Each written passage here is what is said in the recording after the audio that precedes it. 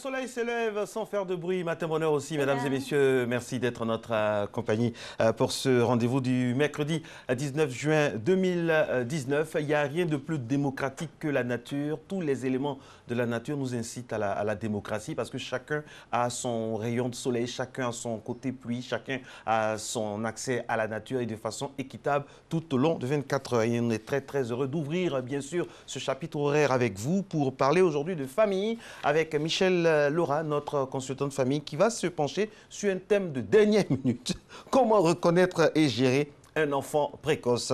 C'est quoi la reconnaissance? C'est quoi la gestion? Et surtout, c'est qui l'enfant précoce? Ce sera la thématique de ce 19 juin que je suis très heureux de partager avec ma complice de toujours, Madame Chocolat. Bonjour. Comment ça va? Cécile, vous allez bien? Oui, ça va, puisque tout sort. Il faut bien faire sortir le reste. Et voilà. Bonjour à tous. Liquider. C'est 200. Alors, bonjour à tous, bienvenue. Nous sommes donc le mercredi 19, comme Marco l'a dit, on parlera de famille et pas que. On parlera également de coaching avec notre coach experte en soft skills. Elle est voilà, avec nous depuis le début. Hein, c'est la coach Lola qui nous parlera du mentor. Qui est ton mentor? Dis-nous qui est ton mentor, on te dessinera peut-être ton profil d'avenir de personnes qui avancent. Et on va essayer de déceler les différents mentors des personnes, des uns et des autres. Mais ce n'est pas tout. On aurait également aussi à parler de notre cœur, comment gérer et avoir gardé une bonne santé cardiaque. Ça passe par la capsule diététique. Absolument. Et dit comme ça, on a tout le conducteur parce qu'on aura une seule édition.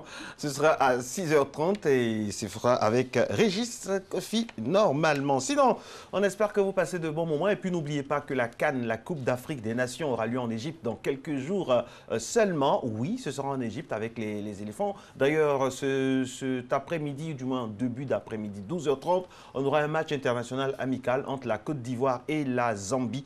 Et donc, on espère que vous serez tous sur RTI1 qui se met pas déçus en comme mode fois. CAN. Vous savez, les éléphants... Finalement, je commence à vous rejoindre. Voilà, vous savez, moi, c'est quand ils seront en finale, à la 92e minute, en train de mener, c'est là que je vais mettre mon cœur dessus. 92e, c'est-à-dire qu'on ira jusqu'aux prolongations? Non, 92e, c'est-à-dire le temps additionnel. Donc, vraiment, j'estime qu'il faut les soutenir, mais bon, en prudentiel, comme on dit, voilà, jusqu'à mon oreillette tombe. C'est Christelle Akoussa qui signe la réalisation de ce rendez-vous aujourd'hui. Nous allons tout de suite aller avec un peu d'informations, hein, Alix. Aujourd'hui, nous fêtons les Saint-Romuald, Micheline et Gervais. Exactement. Vous en connaissez-vous? Oui, Gervais, oui. Micheline? Non, pas de Micheline. Présent. Romuald? Romuald, absent. Non plus. C'est vraiment très circonscrit. Alors, on a des prénoms aussi à célébrer dans nos différentes langues locales. Aujourd'hui, c'est l'Akié.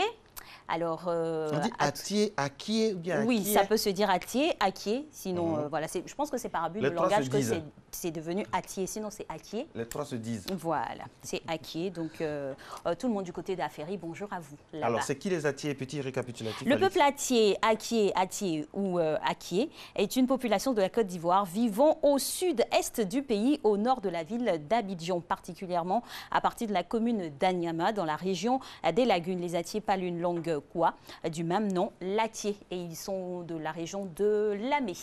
Alors, pour les jours concernant les garçons, donc on a Atsé, voilà, c'est ça. Atsé. Il y a Yapi, on a Seka, on a Uncho, on a Assi et on a Yapo. On peut avoir aussi Apia, hein, je vous le dis. Alors, pour les filles, on a Chia, on a Api, on a Sopi, on a Cho, on a Kuso et on a Apo.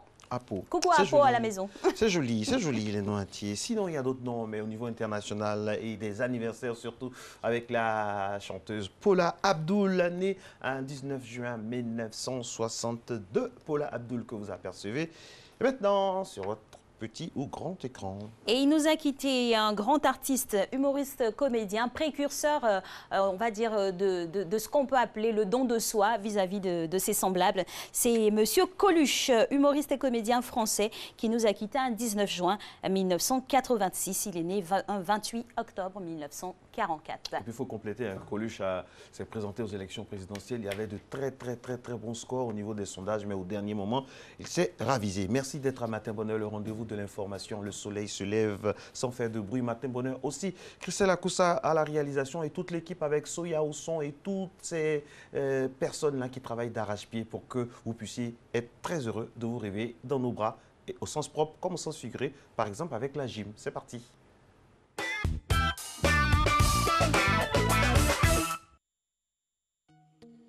Une belle journée commence et j'espère que vous allez bien ce matin. Bonjour chez vous, c'est coach Cyril Yamke pour vous servir. Aujourd'hui, 4 petits exercices pour votre dos, pour protéger votre dos, pour le tonifier et pour vous donner une meilleure posture. Donc, on va commencer debout avec les mains derrière la tête. On va envoyer le bassin en arrière, faire le mouvement avec le bassin, tout en gardant le haut du corps droit, descendre le haut du corps, arrondir légèrement le dos, légèrement contracter les fesses et se redresser. D'accord? Pour renforcer toujours la zone lombaire, ça va étirer un peu l'arrière des cuisses, mais c'est normal. Alors, 5, 4, 3, 2, 1 pour 15 répétitions. Bassin en arrière, je me redresse, je vide l'air et je redescends.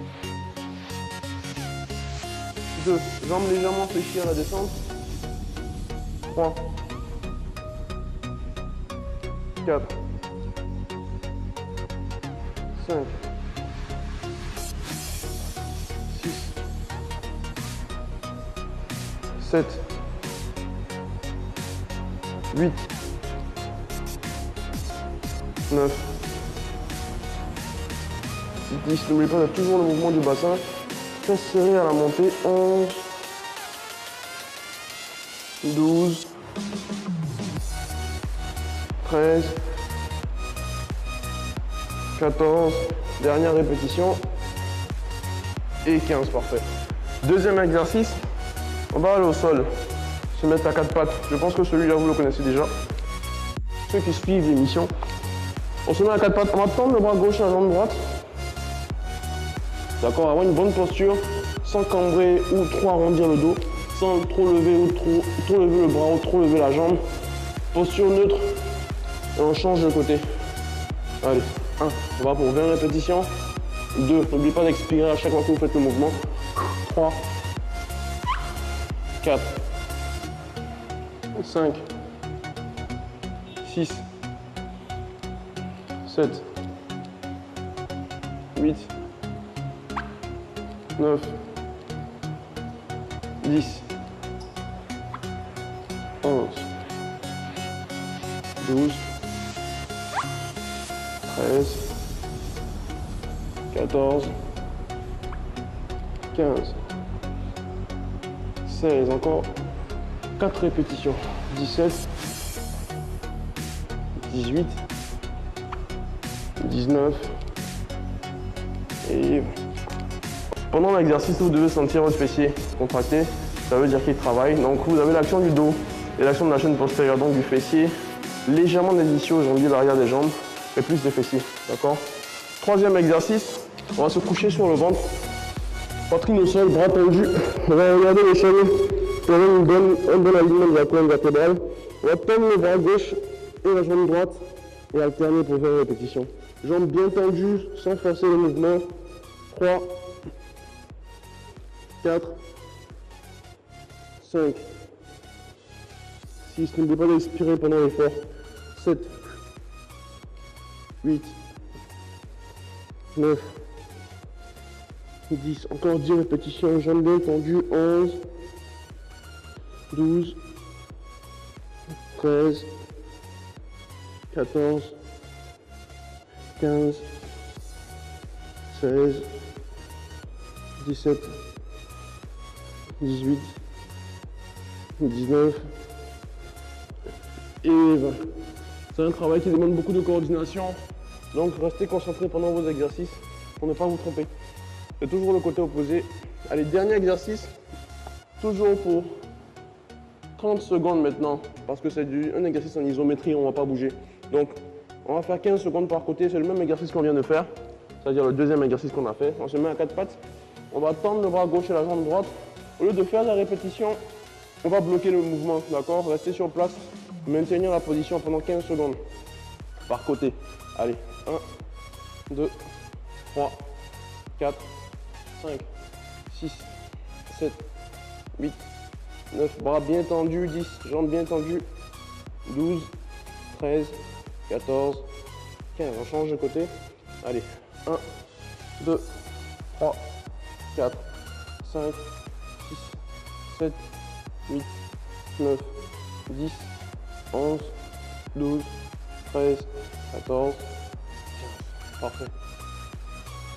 Petit exercice pour étirer votre dos quand vous finissez ce genre d'entraînement. Donc vous posez les pieds au sol, vous envoyez le bâton en arrière, de sorte à ce que les fesses touchent les talons. Pas obligé, si vous n'avez pas cette souplesse, faites ce que vous pouvez, ne forcez pas trop dans le mouvement. On envoie le bassin en arrière, on tend les bras comme si on voulait toucher quelque chose devant.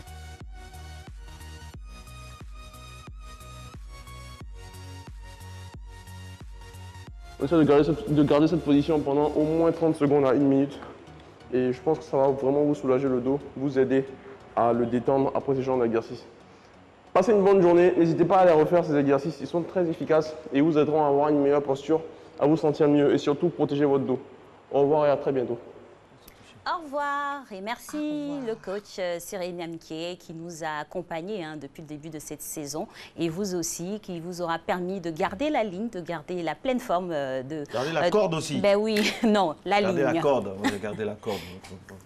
Vous avez des tablettes de chocolat, ben donc oui, vous pouvez mettre une corde, elle va casser. Je parle des gaoussous. D'accord, ça se comprend, oui, avec gaoussou, c'est clair qu'on garde la corde, les tissus et autres. Il n'y a même pas de souci pour ça.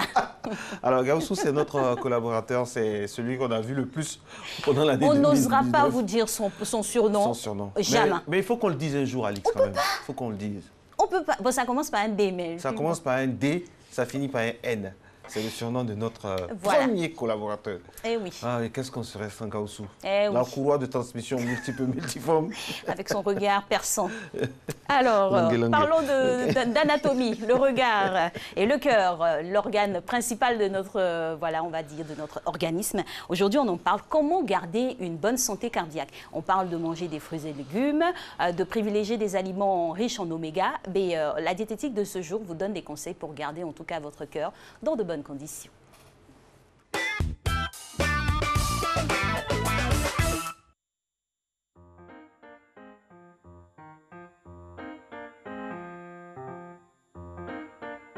Comment avoir une bonne santé cardiovasculaire?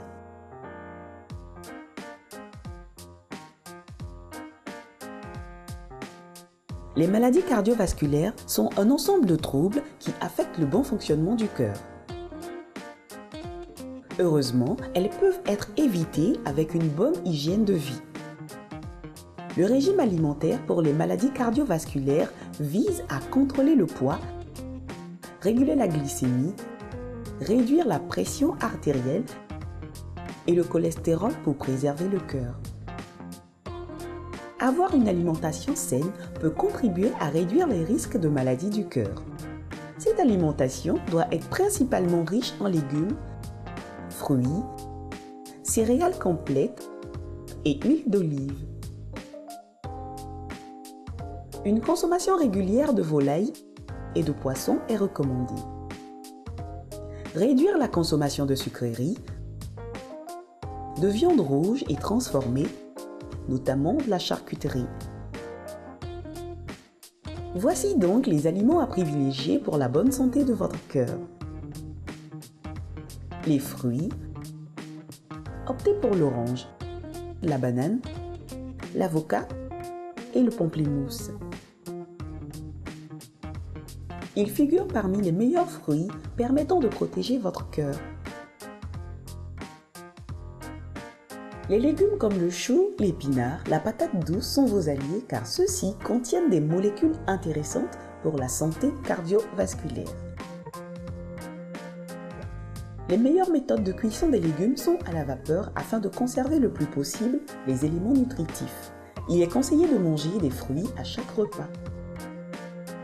Il est recommandé de consommer des poissons comme le maquereau, le thon, la sardine 2 à 3 fois par semaine. Ces poissons contiennent des oméga 3 qui sont des nutriments essentiels pour protéger le cœur. Concernant les grillades, l'huile à utiliser est soit celle de l'olive ou du tournesol qui contiennent peu de graisse. Pour une bonne santé cardiovasculaire, réduisez votre consommation en acides gras, arrêtez de fumer, réduisez votre consommation d'alcool et faites assez de sport. Voilà, faire beaucoup de sport et puis voilà, éviter l'indolence, bouger, et puis avoir une activité cérébrale aussi quotidienne et surtout, au-delà de tout ça, le meilleur des médicaments, c'est donner de l'amour et sourire. Ça, c'est très, très important. Restez heureux. Beaucoup, restez heureux, quoi. Quelles que soient les adversités, quelles que soient les choses de la vie qui se présentent, il faut vraiment garder, avoir la banane, regarder comme ça, avoir le sourire. Est-ce que vous pouvez vous imaginer que je peux avoir des soucis aussi? Mais oui, Alix et moi, on a des soucis, mais chaque matin, on vient et notre but, notre plaisir, c'est de vous faire plaisir. On laisse tous nos problèmes dans la voiture, dans le coffre de nos sacs, tout ça, et puis voilà, c'est ça. C'est un peu ça. Et pourtant, ça chauffe aussi sur nous souvent. Il y a des factures à payer pour tout le monde. Ça, c'est clair. Allez, ça c'est pour sourire. Journée internationale pour l'élimination de la violence sexuelle en temps de conflit. Mesdames et messieurs, la création de cette journée est récente, très chers téléspectateurs, 2015 pour être plus précis. En effet, c'est le 19 juin 2015 que l'Assemblée générale de l'Organisation des Nations Unies, ONU, a lancé cette journée. Un cri éthique, cette journée n'est certes pas associée à aucun conflit en particulier, mais fait référence à une tragédie pour l'humanité. Le président de l'Assemblée a insisté pour que la priorité soit accordée à la prévention et à l'attention aux victimes. Elles ont besoin d'une aide globale et débarrassées de leur honte qui doit rejaillir, bien sûr, sur les criminels. Et hélas, la violence sexuelle en temps de conflit n'est pas un phénomène nouveau. Et nous pouvons notamment nous souvenir que les atrocités commises en Ouganda ont fini par la révolte du peuple qui s'est finalement levée contre le gouvernement qui perpétrait ces atrocités. L'utilisation du viol comme arme de guerre doit être combattue par tous les moyens et les violeurs et leurs supérieurs traduits en justice. Oui, aucune tolérance zéro pour c'est un crime contre l'humanité. Oui, c'est un crime contre l'humanité. Et pendant que notre... clin d'œil au docteur qui a eu le prix Nobel de la paix. Oui, Mukwege, que nous saluons de l'hôpital Panzi. Pendant que notre invité va s'asseoir normalement, Gaoussou, notre assistant, va aider à ce que Lola soit bien installée pour favoriser et faciliter la tâche à la réalisation. Pendant ce temps, nous allons parler de la journée mondiale de la drépanocytose. La drépanocytose est une maladie génétique du sang qui affecte plus particulièrement les populations de race noire. Cette particularité explique qu'elle est sur le continent africain la première maladie génétique affectant dès la naissance des milliers de malades, Alix. Eh oui, la lutte contre la drépanocytose figure depuis 2009 parmi les priorités de l'Organisation mondiale de la santé pour la zone Afrique et occupe le 4e rang dans les priorités en matière de santé publique mondiale après le cancer, le VIH-Sida et le paludisme. Ok, cela dit, on a notre... star du jour, mesdames et messieurs, c'est la star, parce qu'elle vient à double dose, hein, vraiment, c'est elle qui fait notre conducteur ce matin. Qu'est-ce que vous croyez? Le soft skills a conquis l'univers de Matin Bonheur avec Coach Lola Vie. Ça va? Ça va très bien, avec un tel accueil, ça ne peut qu'aller. C'est super. Mais c'est soft skills. Bonjour. Aujourd'hui, je viens d'avoir une autre inspiration. On va faire l'interview en anglais. Hi. How are you? Fine. What about you? I'm doing very well. Thank you for coming. What's the topic today, Today we're going to talk about mentoring. What is it important for? Very important. What do you need a mentor for? And all the advantage, and also how to pick the right mentor as well. Generally speaking, in our country, who is really a mentor? I would say that a mentor can be defined using four. En même temps, j'allais faire la zone tampon. Non, Alex va traduire. D'accord. C'est important d'avoir un mentor et demander, en l'occurrence, qui est un bon mentor. Exactement. Comment définir le profil d'un bon mentor? Non, you need to. Bah oui, il faut partager. Gaoussou commence à paniquer. La francophonie est en vogue ces temps-ci. Il pense qu'on entend de l'insulter, Gaoussou. Le challenge pour anglais est terminé, n'est-ce pas? Gaoussou est choqué, il pense qu'on entend de l'insulter. Non, pour être plus sérieux, aujourd'hui, nous allons parler du effectivement. mentor. On parle du mentoring, du mentorat. D'ailleurs, j'aimerais poser la question, qui sont vos mentors? Jésus. Ah, très bien. Et vous? Je dirais ma mère. Très bien. Alors, on va regarder après pourquoi vous avez choisi ces personnes-là comme mentors. Mais déjà, j'aimerais bien présenter, en fait, comme vous me connaissez, je commence toujours avec la définition, ce qu'est un mentor. Un mentor, c'est une personne qui va vous permettre de réaliser, une personne qui a déjà réalisé ce que vous voulez avoir dans votre vie. C'est une personne qui va vous partager son expérience. C'est une personne qui va également vous donner les ficelles pour réussir. Oui. Lorsqu'on parle d'un mentor, il faudrait regarder souvent, je dis, 4 critères. C'est-à-dire le mentor devrait être un 4 en 1. Un 4 en 1, c'est-à-dire, dans un premier temps, il devrait être ce qu'on va appeler une lampe. Une lampe qui va éclairer. Une lampe qui va motiver, une lampe qui va inspirer, etc. Donc la lumière qu'il va apporter est contagieuse. Cette lumière va vous donner le bon état d'esprit, la bonne énergie pour pouvoir continuer. Ensuite, le mentor doit être également un peu comme une alarme. Donc d'abord une lampe, ensuite une alarme. Une alarme, qu'est-ce qu'elle fait tous les matins? Elle vous réveille. Elle vous fait sortir d'une zone de confort, c'est-à-dire clairement quand vous dormez, vous n'avez pas envie de vous lever, vous avez envie de rester couché. Vous vous offrez à morpher. Exactement. Pas si bien. Mais l'alarme sonne. Mais l'alarme sonne.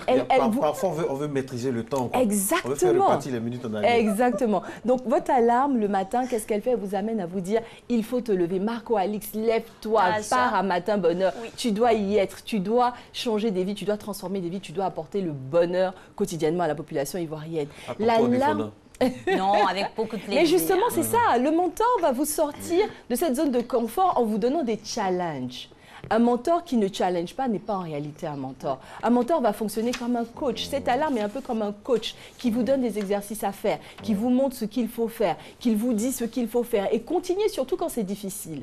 C'est une alarme parce que également, lorsque vous êtes en train de désespérer, lorsque vous êtes paniqué, vous pensez à véritablement continuer, poursuivre la route parce qu'il y a cette voix derrière qui vous dit « Vas-y, continue, tu peux y arriver ». Alors, pendant qu'on règle donc les soucis techniques par rapport au micro de notre coach, il faut savoir que le mentorat est très, très développé, notamment dans les pays anglo-saxons. Oui. Là-bas, déjà, au niveau de l'université, on parle de fraternité, tant pour les hommes que pour les femmes. C'est très... Mais chez nous, en Côte d'Ivoire, ça existe. En Afrique, en général, ça existe.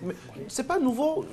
C'est nouveau peut-être sous cette forme-là, mais dans les temps passés, il y avait le mentorat. On vous confiait un oncle qui était en charge de votre éducation. Et quand vous dérapiez un peu, ce n'est pas le parent qui prenait tout de suite la responsabilité de vous remettre sur les rails. Et même pour les dots, pour le mariage, c'est toujours un oncle qu'on désigne. Le parent. Oui. Et puis aussi, il y a un fait qui est très, très important, c'est que... On a cette faculté-là, le mentorat, d'avoir une éducation multiple et multiforme. Là où le père peut être absent, ou la mère absente, il y a toujours quelqu'un qui va pallier, compléter, et c'est très important. Comme on le disait, c'est nos sociétés africaines dans leurs valeurs profondes. Hein. Avant, on disait que l'enfant appartient à tout le monde. Il est dans le ventre de la maman 9 mois, mais quand il sort, il appartient à tout le monde. Si il fait une gaffe dans le quartier, le voisin peut le reprendre sans souci. Mais de plus en plus, c'est délicat. Alors, coach, il y a plusieurs sortes de mentors. Hein. Il y a le mentor de la vie, globalement parlant. Oui. Il y a le mentor du métier. Oui. Il y a le mentor peut-être au niveau de la religion.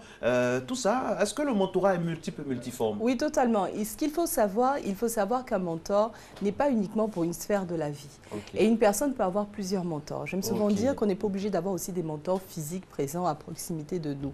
Une personne qu'on connaît, qu'on lit, qu'on écoute, peut également être un mentor. À partir du moment où cette personne partage ses idées, partage son expérience au travers des livres que cette personne écrit ou des discours ou des vidéos que cette personne va réaliser.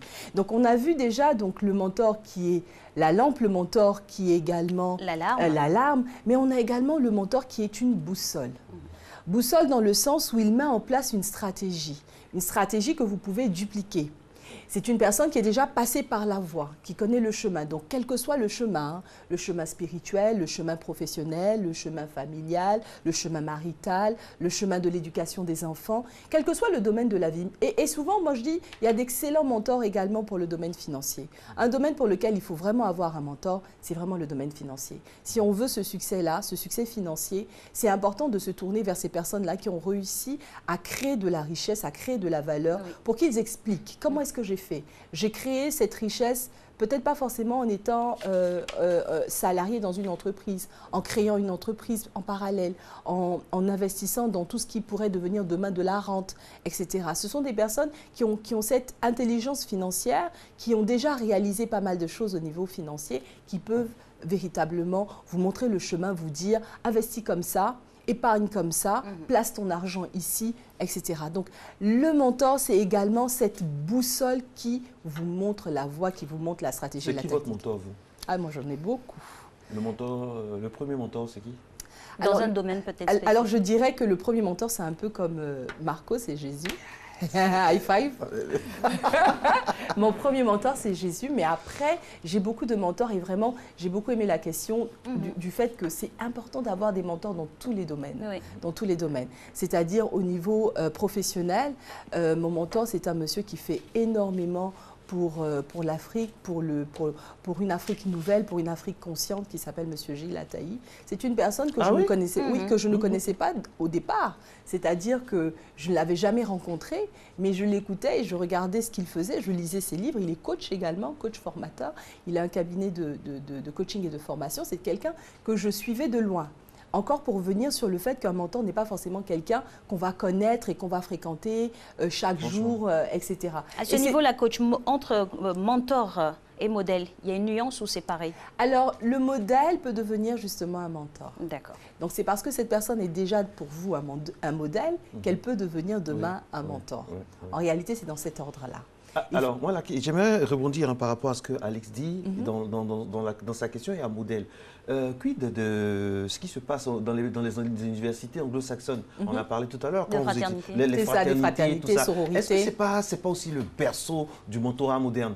Alors oui, dans un premier temps. Après, ce qui se passe, moi, je nuance toujours concernant tout ce qui est fraternité, sororité. Pour ceux qui savent, ce sont on va dire, ça ressemble à des associations où on a les anciens élèves qui accueillent de nouveaux élèves et après, c'est un peu comme une culture estudiantine avec un ADN. Ça avec la secte. Exactement. Donc, c'est un peu ce qui m'amène un peu à nuancer parce qu'on a beaucoup entendu les dérives dans certaines sororités et fraternités dans les pays anglo-saxons. Des bizutages des bizutages qui dérivent, etc. Donc, je n'irai pas dans ce registre-là pour parler de mentor. En Afrique, on a le mentorat depuis des lustres avec l'enfant qu'on envoie chez son tuteur. Totalement. On a tout ça, on a ce mécanisme. Exactement. Le mentoring n'existe pas, n'est pas un phénomène nouveau, n'est pas un phénomène qui existe uniquement sous d'autres cieux. On avait le mentoring. Le mentoring existe clairement ici. Le mentoring, c'est l'entraide également. C'est la vision de l'entraide, d'aider l'autre à y arriver. Le mentoring, c'est également, je pense, on l'a tous vécu quand on était plus jeune. Enfin, je ne sais pas si aujourd'hui ça existe encore dans les écoles ivoiriennes. Le principe de moment du quartier. Exactement, de moment du quartier, de grande sœur d'école, etc. Et aujourd'hui, je pense qu'il y a une association de femmes qui s'appelle les First Ladies qui font ça, qui font justement ce mentoring-là de jeunes filles un peu partout dans la sous-région, en Côte d'Ivoire, à l'intérieur du pays, avec des mentors qui justement partagent leur, on va dire, leur expérience. Donc, c'est vraiment ce sont des systèmes qui impactent, qui transforment. Et j'aimerais dire le quatrième point, le quatrième outil, la quatrième clé du mentor, c'est véritablement qu'il ait un accès VIP. Un accès VIP, pourquoi? Quand on a un accès VIP, qu'on va à une soirée, on passe dans les zones fermées, dans les cercles fermés. VVVIP. Une mentor potentielle, hein, il faut mentorer. Et je vais y revenir à la fin parce qu'il est important de mentorer. Non. Pour les personnes justement qui y sont arrivées, il ne faut pas se dire que le mentoring c'est pour les autres, les mentors c'est d'autres personnes, le mentor c'est nous. Et donc l'accès VIP que procure le mentor, c'est véritablement cette possibilité-là d'élargir en un instant son réseau, on en a parlé, son réseau, son cercle d'amis, les connaissances, l'industrie, les personnes à connaître, les clients potentiels, les fournisseurs, etc. Le mentor est indispensable pour accélérer tout objectif, accélérer toute vision, accélérer tout projet de réussite. Alors, c'est quoi ce qui est très important aussi? Quelles sont les caractéristiques du bon mentor avec qui on peut marcher vraiment pour toute la vie? Ah, c'est une excellente question parce qu'il ne faut surtout pas se tromper. Il faut faire, moi, ce que j'appelle souvent ça le syndrome du menteur, pas mentor. Il faut éviter de tomber sur le menteur. Les manipulations et autres influences négatives et nocives. C'est très important. Exactement. Le bon gré de l'ivre. Exactement. Donc, si on veut regarder le mentor, c'est quoi? M pour médisant. C'est un profil d'une personne qui apparemment, on a l'impression qu'elle a réussi, mais c'est une personne qui ne sait pas dire des choses bien des autres. Qui mystifie. Qui est tout le temps en train de critiquer, de médire, exactement, de critiquer, de médire, de dire des choses vraiment méchantes dans son environnement. Donc c'est une personne qui ne peut pas motiver. Donc déjà, il faut identifier cela. Une personne qui a réussi, mais qui ne sait pas être gentille, qui ne sait pas, on va dire, encourager, c'est une personne qu'il faut éviter. Le E du menteur, c'est une personne égocentrique. tourner vers elle-même. Comment est-ce qu'elle pourra vous aider si elle ne pense qu'à elle-même? C'est clair. Arriver à identifier ce genre de personne. Elle peut avoir réussi, elle peut sembler être au sommet, ressembler à un modèle, mais si elle est égocentrique, elle ne saura pas vous aider. Le N pour le non-respect de vos valeurs. Un mentor n'est pas obligé de vous transformer. Un mentor n'est pas censé vous amener à faire ce que vous ne voulez pas faire. Sinon, c'est un menteur. Donc, le N pour non-respect de vos valeurs. Assurez-vous que le mentor ne vous transforme pas contre votre gré. D'accord? Le T pour toujours occupé. Donc, si c'est un mentor physique qui ne peut jamais vous recevoir, qui ne peut jamais prendre vos appels, qui ne répond jamais à vos messages, ce n'est pas un menteur. Un mentor, c'est un menteur. D'accord. Le E, c'est un extincteur de rêve. Une personne qui éteint les rêves, qui ne vous permet pas de rêver, qui vous dit non, non, non, non. C'est pas possible ça. Moi, je suis très forte, ça marchait. Moi, j'étais à une autre époque. Tu dépends quoi à ce niveau-là? Tu ne pourras pas. Oui. Ça ne peut pas être un menteur. Un mentor, c'est un menteur. Exactement. Un menteur, c'est un usurpateur. Très souvent, en apparence, vous avez l'impression qu'il manifeste les signes extérieurs de réussite. Vous avez vraiment l'impression que c'est le mec qui ça va chez lui. Exactement, mais pourtant... Ou bien la femme, c'est pas seulement les hommes. Oui, également. La dame, tu vois, de l'extérieur, tu as vraiment l'impression que c'est une personne... Tout est superficiel. Exactement. C'est-à-dire que la personne, en fait, elle est surendettée, par exemple. Ouais. Elle vous parle de richesse, mais elle est surendettée. Et la dernière lettre, c'est... On était au... Au E, c'est UR. On a UR. Oui, on va garder le U et le R. Ce sera tout à l'heure, juste après l'info maintenant avec Régis Kofi. Mais bien avant, on aura la pub. Mais rassurez-vous, le mentor de la pub, on a de bons mentors pour la pub sur RTI 1.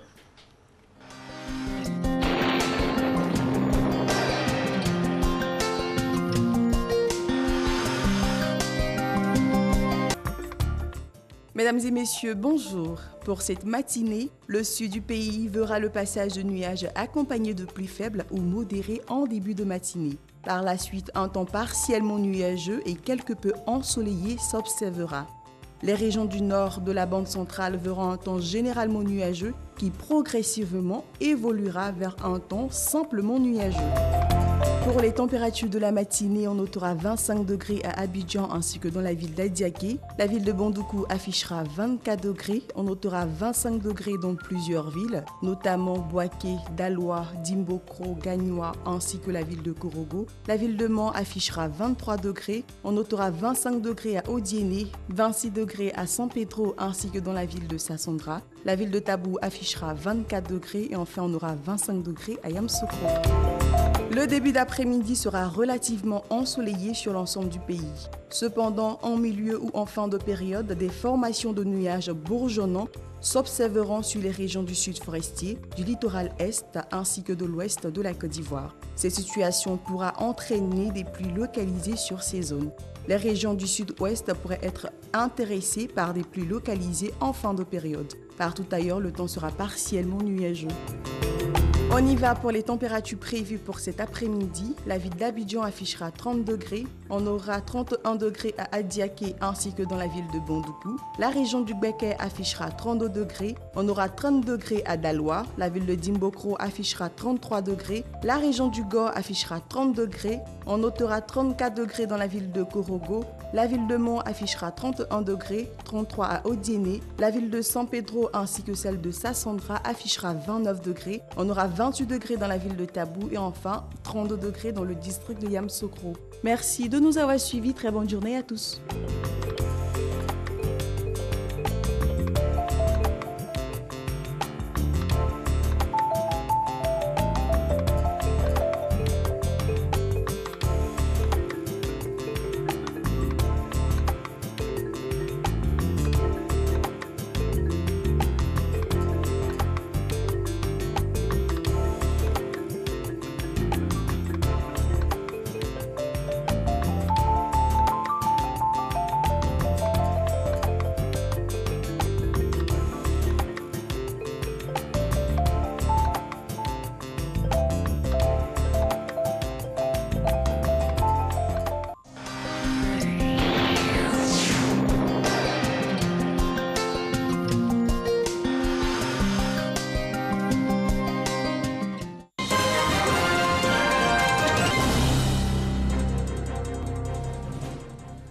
Bonjour et bienvenue dans ce point de l'actualité. Merci de nous rejoindre.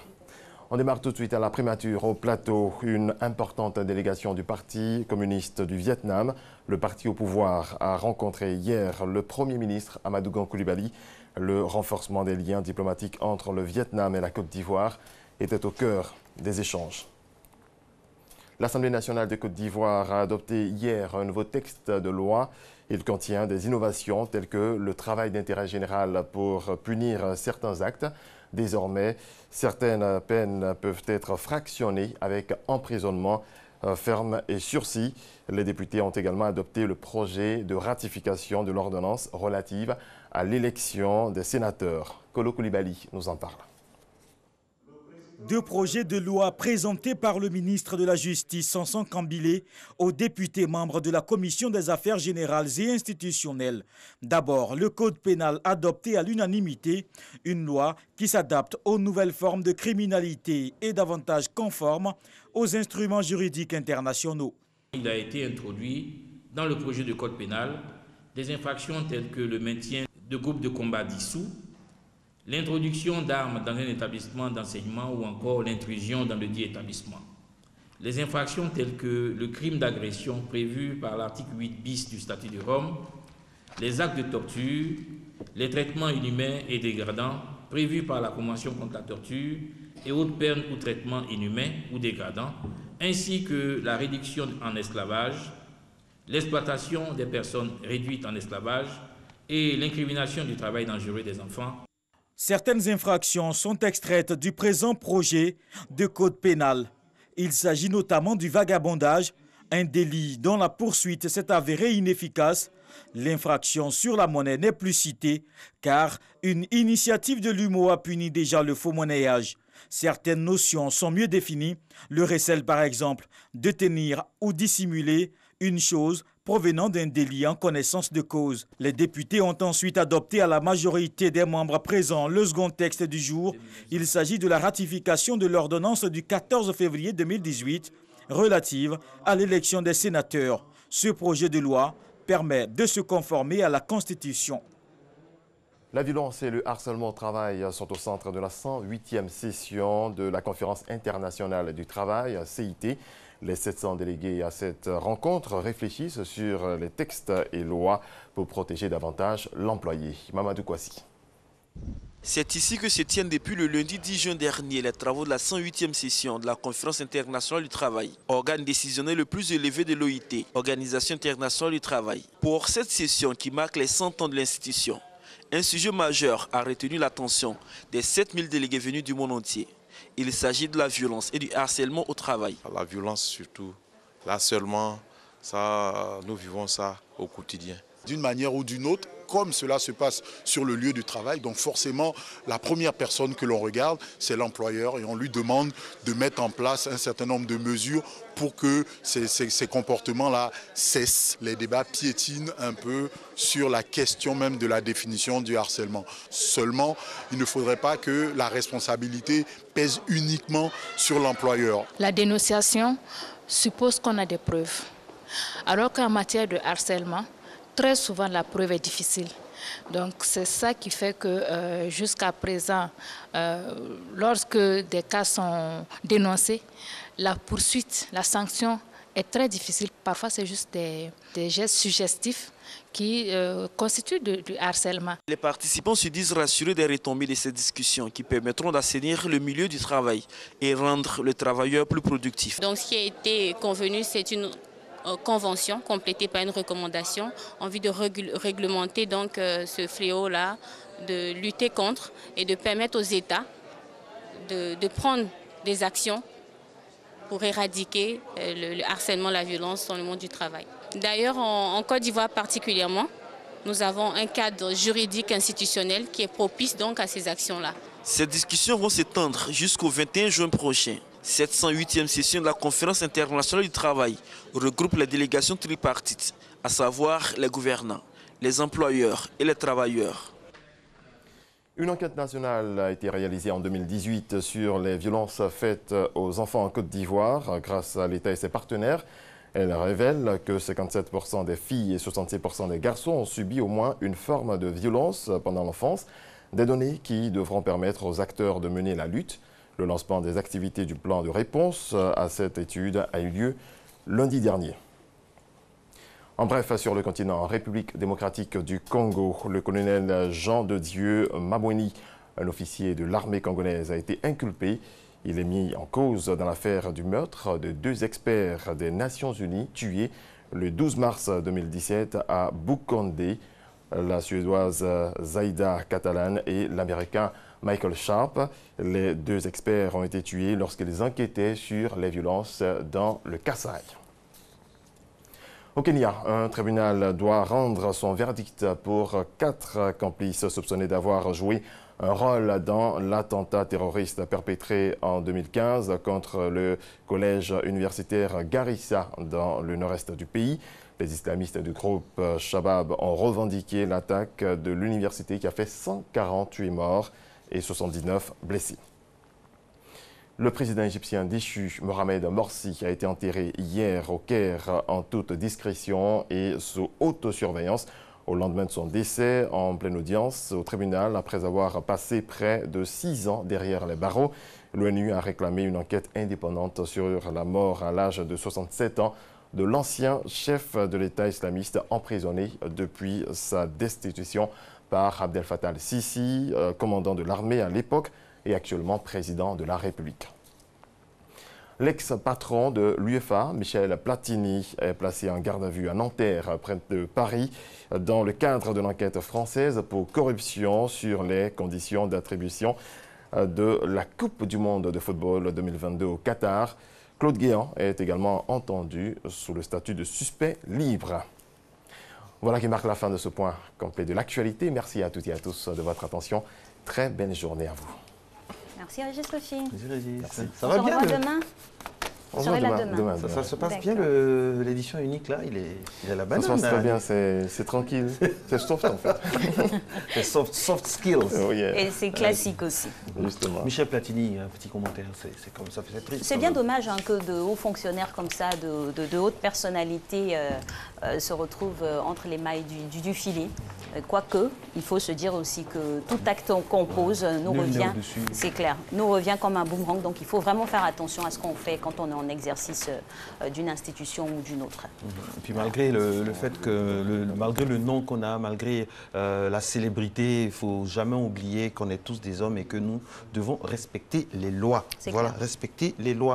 Nos noms ou nos titres ne doivent pas normalement nous exempter de certaines choses. Merci d'être à Matin Bonheur. Nous aimerions, Alix et moi, souhaiter un joyeux anniversaire à une téléspectatrice fidèle de la matinale, Adeline Kwame, du côté du plateau d'Okui, de la part d'une dynamique chargée de la vidéo ici, Étienne Jacqui. Et puis, joyeuse transmission, bonne vision, parce que ce n'est pas son anniversaire aujourd'hui, à Estelle Abossédé depuis Yopougon, qui nous regarde également avec son père, M. Jacques, tout ça. On les salue chaleureusement. Où en étions-nous, ma très chère? Nous en étions au U et au R.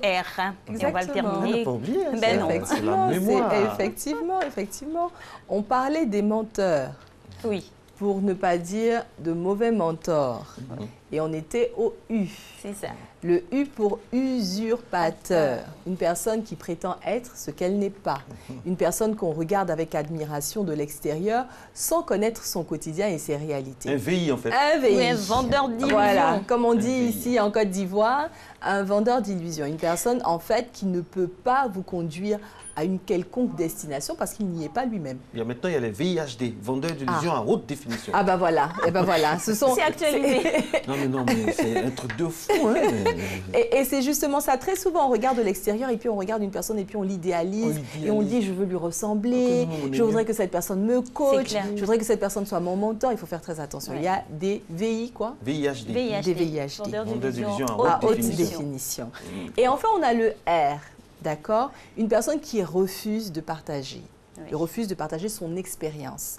On a des personnes comme ça, qui se disent mentors, qui se disent, on va dire, des personnes qui motivent et qui inspirent, mais en réalité qui n'expliquent pas véritablement le parcours.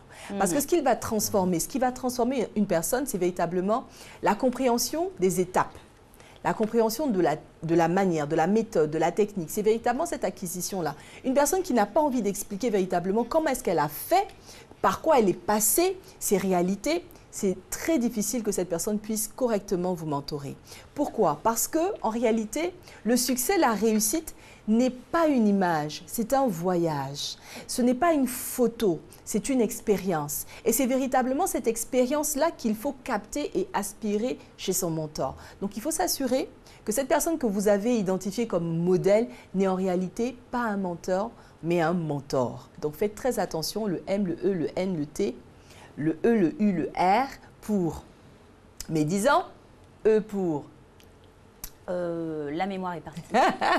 Alors, réécoutez Matin Bonheur sur la version en ligne pour savoir qu'il faut faire attention à tous ces profils-là qui ne vont pas vous conduire justement au succès. Coach, vous avez parlé d'une dimension VIP, hein, donc dans une sphère assez privilégiée. Comment quelqu'un pourrait introduire cet environnement-là s'il rêve d'être mentoré, par exemple, par une personne qui est déjà? Alors, il faut justement connaître le mentor.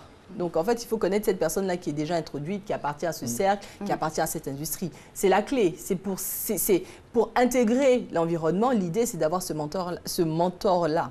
En réalité, c'est cela. C'est se dire que, OK, aujourd'hui, moi, je voudrais devenir vraiment rentrer dans le cercle fermé des grands journalistes ivoiriens. L'idée, c'est d'approcher Alix et de dire, Alix, tu les connais, tu travailles dans la Grande Maison Bleue, tu pourrais m'ouvrir quelques portes, etc. Donc, l'idée, ce n'est pas véritablement de chercher à ouvrir la porte soi-même, mais c'est passer par ce mentor-là.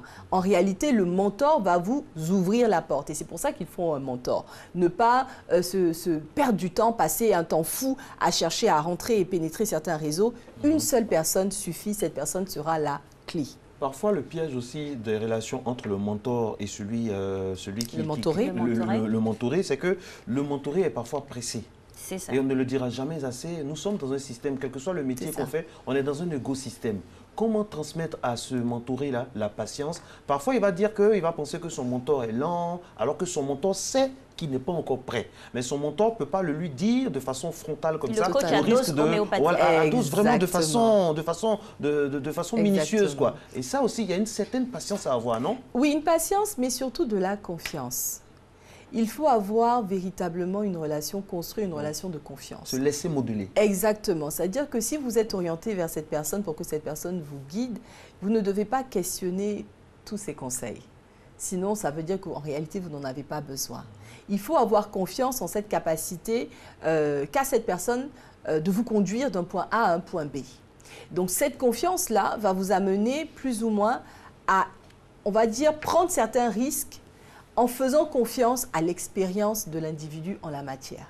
Donc, en réalité, une personne qui cherche un mentor, mais qui veut apprendre au mentor tout ce qu'il sait déjà, c'est une personne en réalité qui n'a pas besoin de mentor. Franchement. Il faut avoir cette humilité-là de reconnaître que je n'ai pas encore réalisé ce que tu as réalisé dans le domaine professionnel, dans le domaine financier, dans le domaine familial, et j'ai besoin d'avoir des conseils.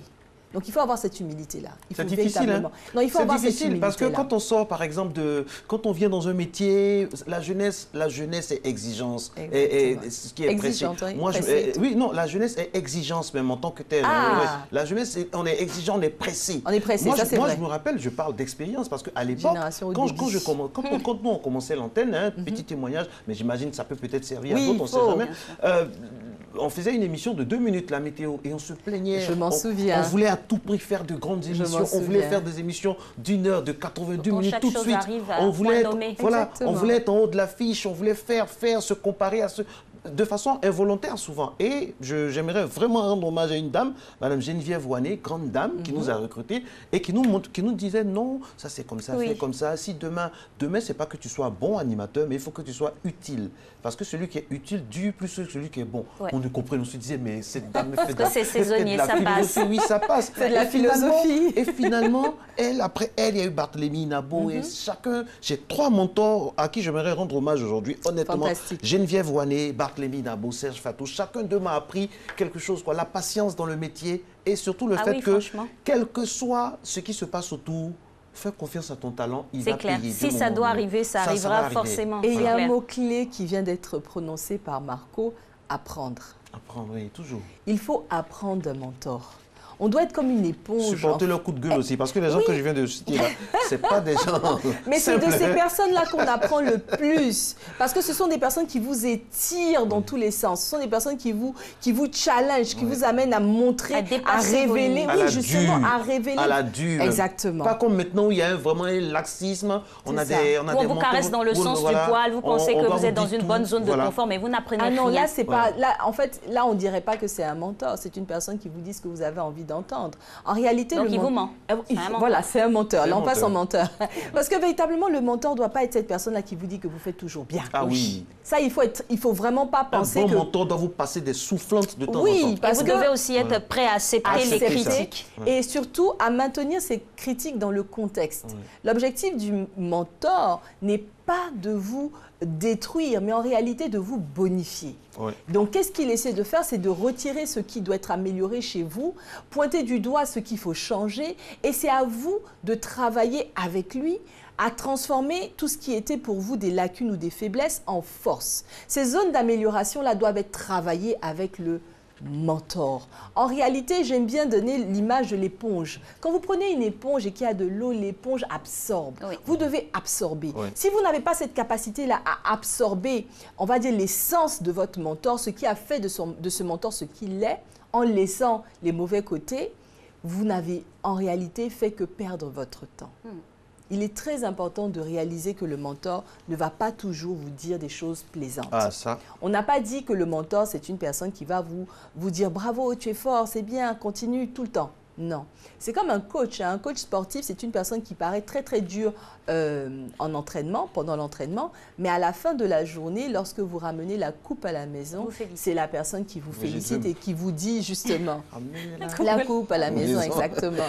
Et c'est une personne qui célèbre avec vous et qui danse avec vous. Mais pour atteindre cette victoire-là, il faut souvent passer par le feu, et le mentor est également cette personne-là qui va certainement vous faire passer par le feu. Et parlons toujours du mentor et son mentoré. Le mentor peut fléchir, peut tomber, peut subir aussi des difficultés, mais cela ne doit pas décourager son mentoré à partir, à l'abandonner et se dire, si ça n'a pas marché ici, c'est sûr qu'il va m'emmener sur ce même chemin-là. C'est ça. Et moi, j'aime souvent dire, on a commencé en anglais là, il y a une expression qui dit « when the helper needs help ». C'est-à-dire que qui nous aide a besoin d'aide. Voilà, besoin d'aide. Et très souvent, beaucoup de personnes, on disparaît à ce moment-là.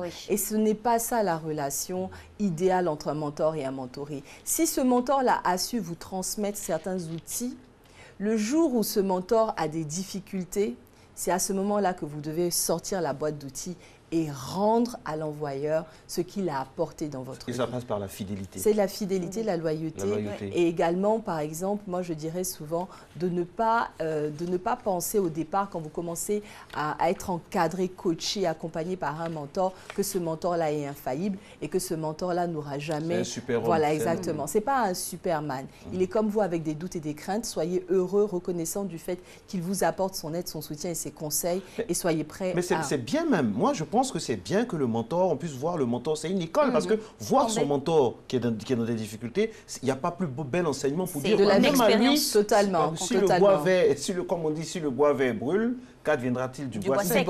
C'est une façon de dire que je dois me préparer à certaines choses dans la vie, à être au creux de la vague à un certain moment. Il ne faut pas mettre dans la tête des gens qui seront toujours au top, qui sont les meilleurs, qui sont ceci, qui sont plus forts que ceci. Non. Il faut mettre l'éventualité que ça peut ne pas marcher, mais il faut savoir trouver la force d'avancer. Et nous adapter à la flexibilité de la vie. Exactement. Ça peut aller devant, derrière, de quelle manière, mais il faut rester debout. Totalement. Mais le seul point, c'est qu'il faudra véritablement que la relation se solidifie avant de voir son mentor dans une position de faiblesse. Comment? Parce que pour le mentorer, ça pourrait être, on va dire... Psychologiquement?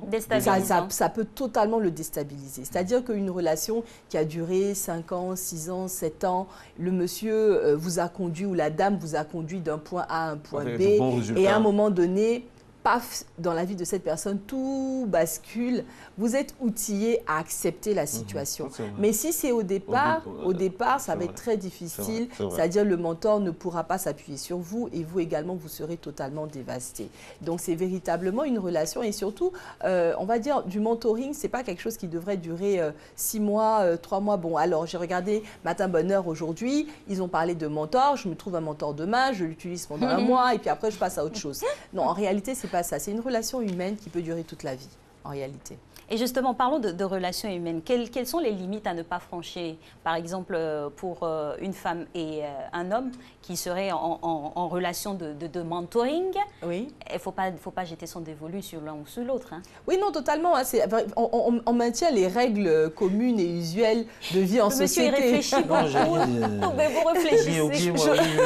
Votre réflexion est parlante. Alix, mais franchement... Votre réflexion est parlante. Non, je pense que c'est pareil dans tous les en profondeur, moi. Je vais en profondeur. Oui, non, allez-y. Donc, en réalité, ce que je voulais dire, c'est que c'est pareil partout. Hein. Oui. On maintient les mêmes règles de vie en société, les mêmes règles et enfin, il ne faut pas franchir certaines limites en toute chose. C'est-à-dire qu'on ne prend pas un mentor pour lui dire « tu es super riche, je pense qu'il faudrait que je vienne te demander 1 million. » Voilà, tu ne sentiras pas, tu es milliardaire. Si tu me donnes 1 million, ça ne change rien dans ton quotidien. Pour me demander plus. C'est 5 fois dans 100 000. Voilà. Ou tu es belle et puis je demande autre chose. Non, vraiment, oui, il faut beau aussi, parce qu'il ne faudrait pas... Oui, tu es beau, justement, il ne faut pas que pas la chose, ça peut être de tous les côtés. Exactement. Donc, il ne faudrait vraiment pas rentrer dans ça. Il faut vraiment maintenir certaines... Mais c'est arrivé que des dames épousent leur mentor. Les exemples sont légion. Oui, ça arrive souvent. Céline Dion, un exemple. Oui, avec M. René Angélil. Ça s'est bien passé. Oui. Jusqu'à ce qu'ils partent, mais bon, c'était bien. Exactement. Mais ça continue, puisque jusque-là... Il est omniprésent. Exactement. Et après aussi, moi, ce que j'aimerais... Si ça arrive dans de bonnes conditions, des conditions saines, c'est pas interdit. Non, pas du tout. On ne fait pas le nid de ça, mais ça se passe. Effectivement, ce sont des personnes... Ce sont des humains. Ce sont des adultes et majeurs. Ce sont des adultes et majeurs. Et très vaccinés. Je veux dire, c'est des choses qui peuvent arriver. C'est qui votre mentor? Déjà, c'est Jésus, non? Donc, on n'a pas de problème. Il n'y a pas de problème. Avec lui, il n'y a jamais de problème. Mais surtout, si vous regardez Matin Bonheur aujourd'hui, que vous avez pu réaliser certaines choses dans votre vie, au niveau de votre expérience, vous êtes plutôt, on va dire, dans le bon camp. Vous n'êtes pas en train de ramer, de trimer, d'avoir certaines difficultés. S'il vous plaît. Vous êtes en réalité un mentor potentiel. Trop souvent, on a des paniers à crabes. Et c'est un peu comme ça qu'on image notre continent. C'est-à-dire que personne n'aide personne. On ne peut pas tirer les autres. Exactement. On n'arrive pas à sortir du panier juste parce que ce principe et cet état d'esprit n'existent pas, on va dire, surtout dans l'environnement francophone. On n'est pas véritablement dans l'entraide. Et le mentoring et le mentorat, ce n'est rien d'autre que de l'entraide. C'est de prendre conscience du fait que ce que je sais, il y a une personne à côté de moi qui en a besoin. Et qui a du potentiel. Et qui a du potentiel et que je peux aider.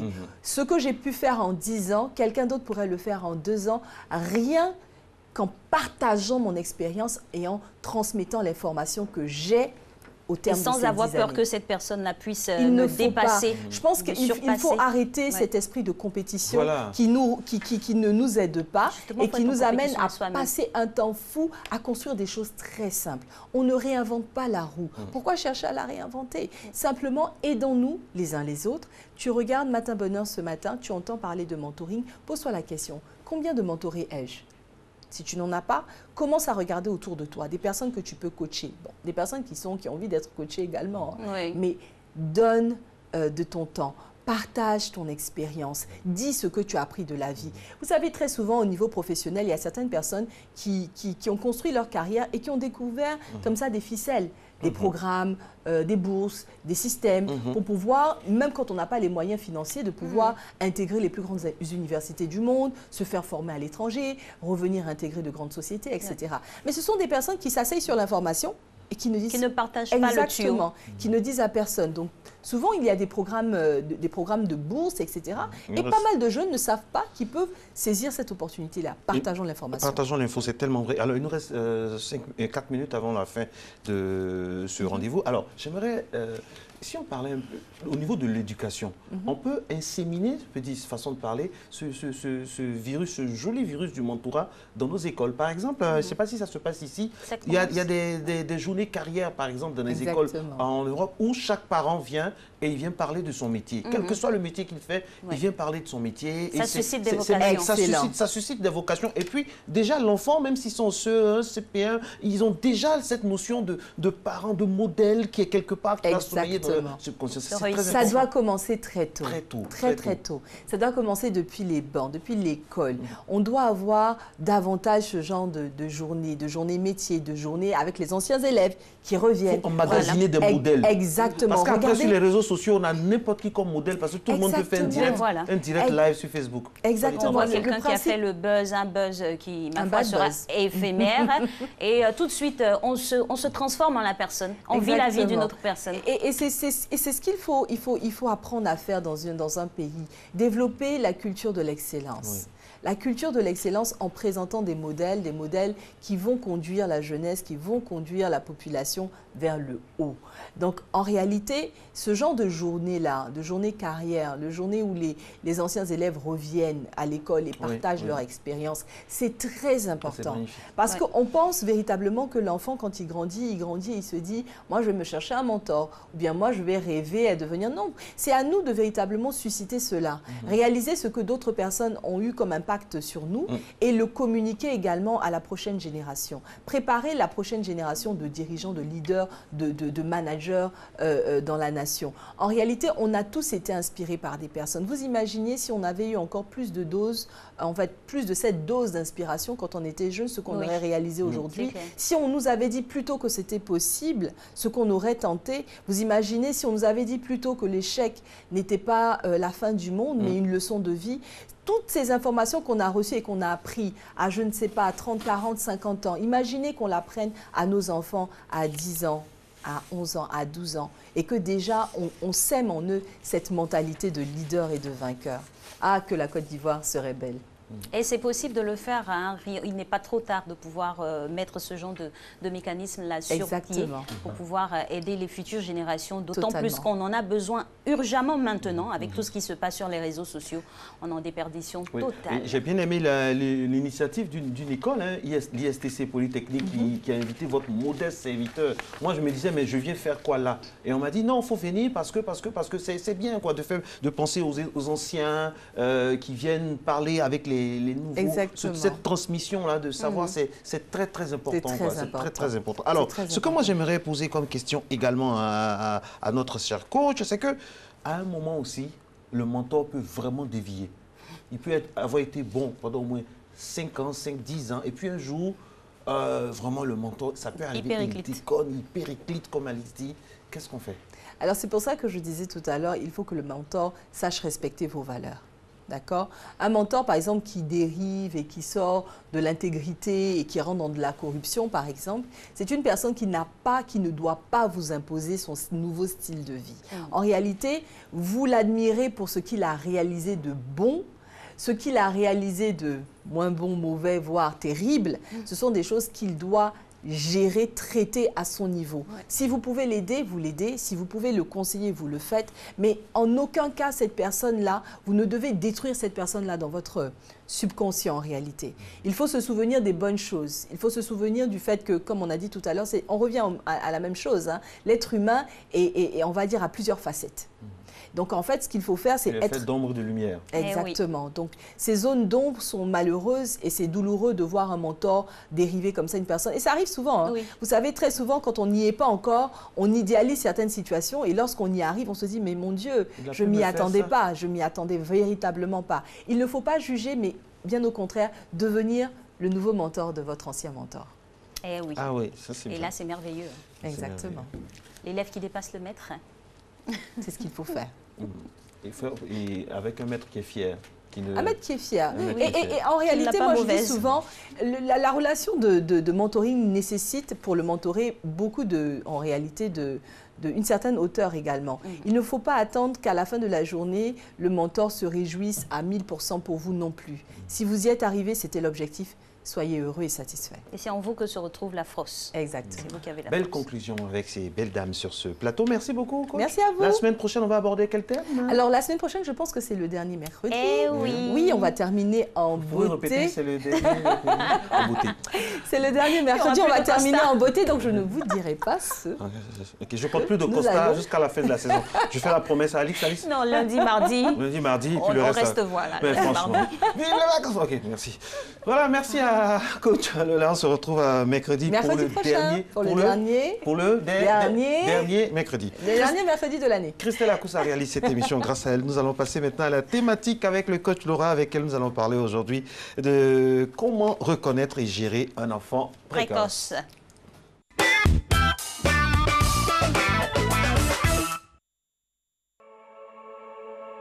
Un enfant précoce, c'est un enfant qui a une capacité de réflexion élevée à la moyenne par rapport à son âge. C'est un enfant éveillé qui arrive à faire des choses qu'un adulte à cet âge-là ne faisait pas. Je dirais qu'un enfant précoce est un enfant qui grandit plus vite que la normale. C'est un enfant qui a une mentalité de grande personne, disons qui a grandi avant l'âge. Votre enfant vous semble particulièrement éveillé pour son âge, il comprend tout et très vite, c'est un enfant précoce. Il s'agit d'enfants dont l'âge mental est de 2 à 7 ans. Cette catégorie d'enfants est en avance sur son âge réel et se différencie par son développement intellectuel qui se veut plus rapide que celui de ses camarades du même âge. On retrouve ces enfants dans tous les milieux socioculturels. Je pense que ce genre d'enfants, on en a beaucoup actuellement. Même dans le milieu du football, tu prends des enfants comme les Mbappé, les Ousmane Dembélé. C'est des gens qui ont les 18, 19 ans, mais qui jouent comme des gens de 37, 38 ans qui ont une expérience pas possible au foot. Il faut le laisser s'exprimer en essayant de restreindre le plus possible ses mouvements, parce qu'en l'empêchant de s'exprimer, on peut éteindre en lui cette précocité.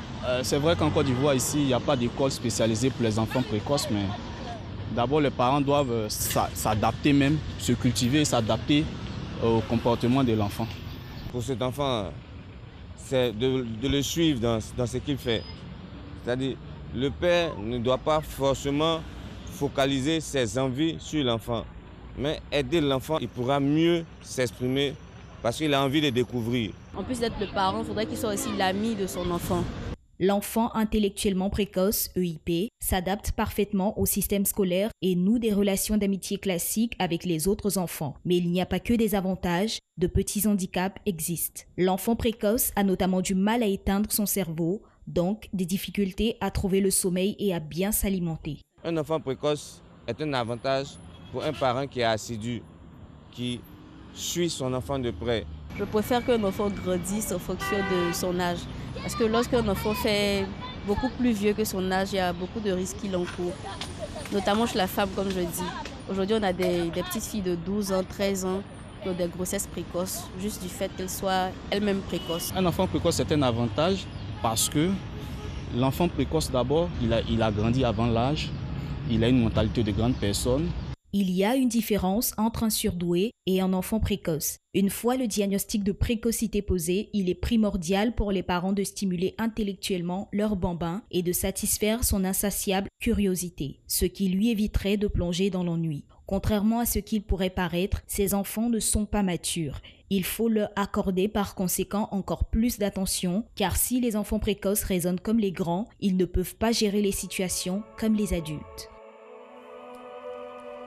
Eh oui, et c'est dit, il reste des enfants, quoi qu'on le pense. Bonjour docteur, bienvenue. Bonjour Alix, bonjour Marco. Bonjour. Alors aujourd'hui, on parle des enfants précoces. Déjà, comment les reconnaître et les gérer? Qu'est-ce qu'un enfant précoce? Eh bien, un enfant précoce, c'est un enfant qui va avoir des aptitudes qui sont supérieures à celles qu'on remarque en moyenne chez les enfants du même âge que lui. Alors, on va voir, par exemple, un enfant peut être précoce dans la psychomotricité, il peut marcher à 6 mois, 7 mois.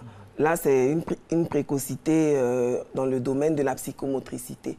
Il y a des enfants qui vont parler plus tôt que les autres. Il y a des enfants qui peuvent parler à 7 mois, à 6 mois et demi. Et il y a des talents divers. Il y a des enfants aussi, comme on l'a dit dans l'élément, qui vont avoir une précocité physiologique. Donc, ils vont développer des caractères de puberté avant la moyenne que nous connaissons. Mais ce dont il s'agit aujourd'hui, c'est surtout de la précocité intellectuelle. Alors, un enfant précoce intellectuellement, c'est ce qu'on appelle un surdoué. Donc, ce n'est pas parce que votre enfant est précoce sur le plan physiologique qu'il est surdoué, non. Le surdoué concerne uniquement l'intellect. Donc, l'enfant précoce intellectuellement est le surdoué. Et ces personnes-là ont des caractéristiques très, très spécifiques, dans ce sens qu'ils comprennent vite, plus vite que les enfants de leur âge, mais malheureusement, en contrebalance, ils sont hyper émotifs, ils sont hyper sensibles et ils sont hyper fragiles parce que ces enfants-là sont en permanence en train de rechercher des repères de stabilité. Ce qui va donner quoi? Ces enfants-là, quand ils vont faire une demande, ils la feront sans délai, sans accorder de délai aux personnes qui sont en face. Donc, ce sont des enfants impatients. Ils veulent que leur requête soit satisfaite immédiatement. Ils n'aiment pas attendre parce que pour eux, l'attente les met dans une posture d'insécurité. Donc, quand ils sont en train de faire des crises de colère, en train de se rouler par terre, en train de casser tout autour d'eux, ce n'est pas parce qu'ils sont mal élevés, mais c'est parce qu'au fond d'eux, ils sont fragilisés parce qu'ils ont peur, ils sont en insécurité. Donc, il faut tenir compte de cela pour cohabiter avec un enfant précoce. Comment reconnaître et gérer un enfant précoce? Déjà, on a la définition de la précocité qui s'arrime au côté surdoué de l'enfant. Maintenant, reconnaître et gérer, c'est toute une histoire. Ben, reconnaître déjà, ce n'est pas parce que votre enfant écrit bien ou dessine bien à 6 ans que vous allez déclarer qu'il est surdoué. Il y a des talents divers qu'on a, des aptitudes qu'on a qui sont innées. Aussi, il y a le test du quotient intellectuel à faire. Tout à fait. Il y a des tests qu'il faut faire avec le psychologue pour confirmer et puis déjà graduer la précocité de l'enfant. Parce que 2 enfants surdoués peuvent ne pas avoir le même degré de précocité intellectuelle. Donc, un enfant peut-être peut être surdoué dans les mathématiques, un autre dans les philosophies, dans le raisonnement, un autre dans d'autres domaines. Mais ce qui les caractérise, c'est qu'ils ont une grande facilité d'apprentissage. Ça s'appelle la précocité cognitive. Quand on leur explique des choses, ils les comprennent très vite, ils reproduisent vite des schémas, même si ces schémas-là sont compliqués, parce qu'ils ont un temps de process beaucoup plus court que les enfants de leur âge. Docteur, là, vous parlez d'identifier l'enfant précoce, avec tous les éléments que vous venez de dire. On a parlé tantôt des crises que les enfants peuvent faire. Il y a d'autres signes aussi pour alerter un parent de la précocité de son enfant? Mais la précocité de son enfant, l'enfant sera tout le temps en train de poser des questions, parce qu'il veut comprendre. Ah, oui, pourquoi si? Pourquoi ça? Mais ce n'est pas non plus parce que votre enfant pose beaucoup de questions qu'il est surdoué, non. Mais c'est l'un des signes des enfants surdoués parce que leur cerveau est en permanente ébullition. Ils ont envie de comprendre. Et je peux imager comme ça l'enfant précoce comme un individu qui rentre dans un espace où il découvre tout, où c'est magique pour lui et il a envie de savoir la signification de tout ce qu'il trouve. Donc, je m'excuse, avec des questions très pertinentes. Ce n'est pas des questions pourquoi la Terre est ronde. Pourquoi... Non, c'est des questions ils vont dire pourquoi de HEC, et comment. De Polytechnique.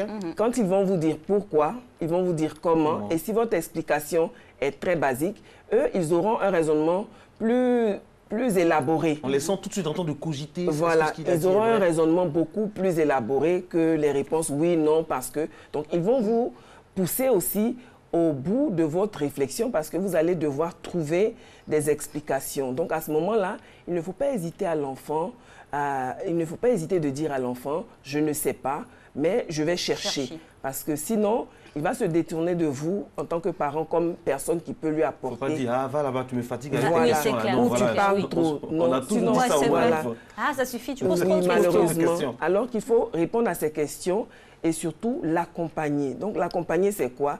C'est de voir qu'est-ce qui intéresse l'enfant. Et par exemple, si on achète un livre à un enfant qui est fort en dessin, il faudrait mieux que ce soit un livre de dessin plutôt qu'un livre de jardinage, par exemple. Donc, essayez de l'accompagner dans ce qui l'intéresse parce que ça va anticiper ses questions. S'il s'intéresse à la morphologie humaine, par exemple, lui offrir des petites encyclopédies qui parlent de ses centres d'intérêt.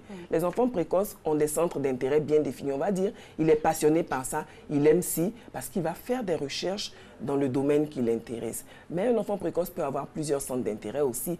Donc, ce sont des enfants qui sont multitâches et ils sont pluridisciplinaires parce qu'ils vont exceller dans plusieurs domaines. Ça va donner quoi? Un enfant qui aura peut-être 17 en maths, 18 en anglais, 19 en physique, 20 en français. Et ce sont des enfants qui sont polyvalents. Et ces enfants-là aussi, il ne faut pas les baliser dans notre couloir parce qu'on voulait que l'enfant soit médecin, ne le mettre en contact qu'avec des éléments de médecine. Alors, docteur, on parle de toutes ces qualités-là qu'ont les enfants précoces. Et est-ce que c'est pas beaucoup pour les parents de suivre tout ça? Est-ce qu'il n'y a pas un encadrement spécifique, les confier peut-être à des structures qui seront à même vraiment de les emmener loin dans leur potentiel? Oh, je ne dirais pas les confier à des structures systématiquement, mais avoir recours à des spécialistes, parce qu'on doit nous apprendre le mode d'emploi de cet enfant précoce-là. On sait en général que les enfants de 3 ans, ils savent dire bonjour, merci, mais un enfant de 3 ans qui lit le journal, là, ça interpelle. Vous rentrez, il ouvre le journal, tu demandes qui est derrière. Et le papa, la politique, là, ça chauffe dans ce pays. Hein. Voilà. Il lit, il fait des analyses politiques. Ça doit vous interpeller, il ne faut pas en rire. Il ne faut pas en rire et il ne faut pas lui dire de quoi tu parles, tu ne sais pas de quoi tu parles. Il faut essayer de l'interroger pour voir si c'est vraiment une réponse réfléchie ou si c'est un hasard de circonstances qui fait que... Soyons réalistes. Oui. Il est frais. Vous rentrez, vous voyez votre enfant de 3 ans. Un spécimen comme ça. Votre enfant de 3 ans assis en train de lire un journal politique. Il feuillette comme ça. Et puis dire, ah mais non, et puis vous donnez, il vous sort une analyse politique. Il dit, mais non, je pense que ça. Il n'aurait pas dû faire comme ça. Et puis il tord le journal et dit, ah papa, ça craint, ça craint. Mais là, vous avez un interlocuteur parce que ce qui est intéressant avec les enfants précoces, c'est qu'on a des conversations d'adultes avec eux. Donc, ils ont des centres d'intérêt qui peuvent leur permettre de faire des conversations, de tenir des conversations. D'où ma question, avec des docteur. adultes. Il y a quelque chose qu'on remarque énormément, c'est que les enfants précoces sont émotionnellement faibles. Tout à fait, parce que je l'ai dit tantôt, ils sont émotionnellement fragiles parce qu'ils ont besoin de sécurité. Et pour eux, la sécurité, c'est de comprendre et d'obtenir ce qu'ils veulent. Donc, un enfant hypersensible précoce qui veut, par exemple, une glace, il a envie d'une glace. Le focaliser sur la glace. Il imagine déjà le plaisir qu'il aura à déguster sa glace et il anticipe sur ce bien-être-là. Donc, le fait de lui dire « attends », c'est comme si on repoussait le bien-être auquel lui, il a déjà pensé. Ici oui, et maintenant. Donc, c'est ce qui va le mettre en insécurité et en fragilité. Donc, il ne comprend pas, il ne va pas accepter. C'est pour ça qu'Alix a dit il doit avoir une manière particulière. La manière particulière, je vais vous le dire, la manière particulière de collaborer avec eux, c'est d'anticiper aussi, d'expliquer. Nous allons sortir, nous allons aller au supermarché, c'est pour acheter du savon, pas des jouets. Okay. Une fois que c'est expliqué, au moment où l'enfant fera sa requête, dans sa tête, il y a déjà cette consigne-là. Alors, quand le parent refuse, l'enfant va repenser à ce qu'on lui avait dit et il va accepter plus facilement. Mais si le refus est inattendu pour lui, ça crée une insécurité, d'où une réaction qui peut parfois être très violente. Ah, donc tout ce qu'on voit au supermarché, des grandes crises comme ça, voilà. Ça peut... Donc, ce sont des enfants, ce sont des surdoués comme ça, qui pleurent dans les supermarchés. Il peut y en avoir, mais... Sérieusement? Il peut y en avoir, des enfants qu'on a envie de... Enfin, non, il y a les enfants qui se traînent par terre dans les supermarchés. Il y en a de plusieurs catégories. Il y a les enfants mal élevés, il y a les surdoués peut-être en petite quantité, et il y a les enfants rois. Les enfants rois, ce sont les enfants autour desquels tout tourne dans la famille et à qui on ne peut pas dire non. Donc, comme ils ne sont pas habitués au refus, alors ils exercent leur royauté sur leurs parents. D'ailleurs, on va en parler la semaine prochaine en parlant de l'autorité garder les identités des uns et des autres secrètes. On ne cite pas ses contemporains. Surtout pas. On ne cite pas ses contemporains, on peut citer les enfants des contemporains. Tout à fait. Alors, quelles sont les relations de l'enfant surdoué avec ses frères qui ne le sont pas? Alors, les relations de l'enfant surdoué, il a quand même une personnalité.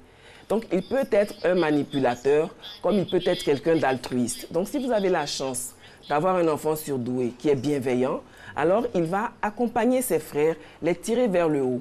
Mais si vous avez un enfant surdoué qui est malveillant, il va piétiner ses frères, les rabaisser et faire preuve de sa supériorité. Oui. C'est en cela que les parents doivent être très regardants pour ne pas que l'enfant surdoué, même s'il n'est pas forcément le plus âgé, il peut martyriser les plus âgés parce qu'ils ne sont pas surdoués comme lui. Il se prend pour l'aristocrate et les autres, c'est les prolétaires. Voilà, donc il faut que les parents soient très regardants là-dessus pour accompagner et rétablir les règles. Coach, les enfants qui se roulent par terre sont des enfants capricieux, ils ne sont pas mal éduqués ni mal élevés. Soit dit en passant. Soit. C'est habillé d'une autre manière. Oui. C'est mieux dit comme ça, c'est plus sécurisant pour nous. Alors, on va continuer. Vous avez parlé de leur éducation. De leur éducation. La précocité cognitive face à des parents, par exemple, qui ne sont pas intellectuels. Oui. Eh bien, ces enfants-là, je l'ai dit, c'est la même chose. Si l'enfant a une personnalité bienveillante, il va expliquer les choses à ses parents. Mais s'il n'a pas la patience ou s'il a l'idée que ses parents le retardent trop sur le plan cognitif, c'est-à-dire sur le plan de l'acquisition de connaissances, Il ne va pas discuter avec eux de certaines choses. Il va plutôt se tourner vers d'autres personnes qui auront l'air, pas forcément les snobber, mais il ne va pas nourrir des attentes spécifiques sur ce plan-là vis-à-vis de ses parents. Il va se dire, maman, elle ne comprend rien, donc je vais me débrouiller, prendre des renseignements vers des personnes qui ont l'air de pouvoir me comprendre et me donner des réponses à mes questions. Un mentor. L'enfant peut mentorer ses parents, tout à fait, parce que s'il est patient et bienveillant, comme je l'ai dit, il va dire, attends maman, je te montre comment on fait par exemple de l'eau sucrée salée pour un enfant qui a de la diarrhée, parce qu'il aura appris ça à l'école ou parce qu'il aura vu que on lui a appris quelque chose ou il a découvert dans ses recherches quelque chose que ses parents n'ont pas. À ce moment-là, il dira, ah maman, tu sais quoi, j'ai quelque chose à te montrer, ou papa, viens voir, je vais te montrer quelque chose. Des parents ouverts pour ça. Si le parent, voilà, si le parent en retour lui dit, ça ne m'intéresse pas, l'enfant va être frustré, mais en même temps, en autoprotection, il ne va plus avoir ce genre de transaction avec ses parents parce qu'il va les classer comme des personnes qui ne comprennent rien et qui ne s'intéressent à rien. Alors que lui, l'enfant surdoué, il s'intéresse à beaucoup de choses. Trop de choses même pour son âge. Il peut devenir solitaire, hein, comme ça. Il peut devenir solitaire parce que justement, en face de lui, tout à fait, en face de lui, il n'a pas le miroir qu'il attend, il n'a pas les réactions qu'il attend, il peut se renfermer et ça va donner un enfant qui ne sera pas socialisé parce que partout où il passe, il se sent incompris. Et surtout, dans les écoles, les enfants sont très méchants, vous savez. Quand on a un enfant surdoué dans une classe, ceux qui sont moins brillants peuvent avoir tendance à le cataloguer, à le brimer et à l'isoler. Alors, cet enfant-là aura deux réactions. Si c'est un enfant qui est sociable, qui a un bon tempérament, il va chercher des astuces pour attirer les gens vers lui. Mais si c'est un enfant qui n'a pas la patience ou qui n'a pas le caractère de tolérer des choses qui le frustrent, il va s'enfermer et peut-être même éviter d'aller à l'école, refuser d'aller à l'école et entrer en échec scolaire malgré son intelligence. Que ces enfants-là, des fois, on les catalogue, hein, c'est les geeks qui portent les lunettes et tout ça, et les binoclars à côté et tout ça. Voilà. Avec les bagues et tout. Docteur, on peut faire aussi le corollaire, bien sûr, avec les enfants autistes. Parce que généralement, les recherches ont montré qu'ils sont surdoués. Les enfants autistes, leur problème se situe au niveau des interactions avec l'extérieur. Donc, ils bouillonnent, ils ont des idées, ils ont beaucoup de choses. Mais c'est comme s'ils étaient enfermés dans une cage de verre. Et c'est en cela que la difficulté de communiquer avec eux se situe. Donc, quand on a un enfant autiste, il ne faut pas lui parler comme on parlerait à un enfant, entre guillemets, normal. Parce que l'autiste, il est déjà renfermé en lui-même.